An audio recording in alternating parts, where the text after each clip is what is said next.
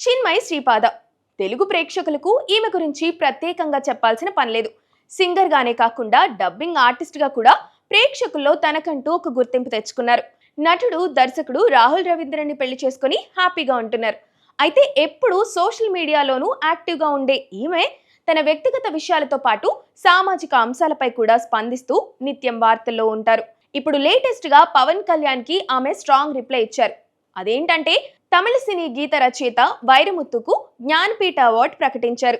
సినీ రాజకీయ ప్రముఖులు వైరముత్తుకు విషెస్ కూడా చెప్తూ పోస్టులు పెట్టారు. అవి చూసిన చిన్మయి అసహనం వ్యక్తం చేస్తూ వైరముత్తు కోసం పోస్టులు పెట్టిన వారందరికీ కౌంటర్లు ఇస్తూ వస్తున్నారు. ఇప్పుడు అందులోకి పవన్ కూడా లాగేశారు. తమిళ కవి, సినీ గీత రచయిత కవి పెరరసు వైరముత్తు గారికి జ్ఞానపీఠ్ పురస్కారానికి ఎంపికైన తరుణంలో వారికి నా హృదయపూర్వక అభినందనలు అంటూ తమిళ సాహిత్యంలో వైరముత్తుకి ప్రత్యేక స్థానం ఉంది. సినీ గీత రచయితగానే కాకుండా కవితలు, నవలలు రచించారు. ఆయన రచనలో సామాజిక స్పృహ, మానవ సంబంధాల్లోని సున్నితత్వాన్ని చూపిస్తారు. సినీ గీత రచయితగా 7 జాతీయ పురస్కారాలు అందుకున్న ఘనత ఆయన సొంతం. జ్ఞానపీఠ పురస్కారంతో వైరముత్తు సాహితీ సేవలకు విశిష్ట గుర్తింపు దక్కింది.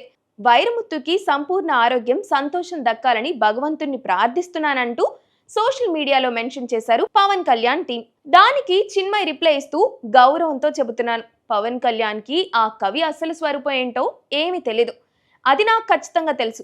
ఎంతో మంది మహిళలపై ఆయన చేసిన లైంగిక వేధింపులకు సంపూర్ణ ఆరోగ్యం, ఆనందంగా ఉండాలని మీరు కోరుకుంటున్నారని పవన్ కళ్యాణ్ కార్యాలయం ఆయనకు తెలియజేయాలని కూడా చిన్మయి మెన్షన్ చేశారు. అంతేకాదు, అసలు ఇంతమంది రాజకీయ నాయకులు ఒక సినిమా పాటల రచయితకు శుభాకాంక్షలు చెప్పాల్సిన అవసరం ఏముందో నాకు అర్థం కావడం లేదంటూ చిన్మయి రాసుకొచ్చారు. మరోవైపు వైరముత్తును అభినందించిన సీనియర్ హీరోలు కమల్ హాసన్, రజనీకాంత్లను కూడా చిన్మయి విమర్శించారు. నిజానికి జ్ఞానపీఠ అవార్డు అనేది ఎంతో ఉత్తమ ప్రతిభ కనపరిచిన వాళ్ళకి ఇచ్చే గౌరవం. ఒక మనిషిగా వ్యక్తిత్వ విషయాలు పక్కన పెడితే ప్రొఫెషనల్ గా ఆయన సరస్వతి పుత్రుడిగా తమిళ ఇండస్ట్రీ భావిస్తుంది.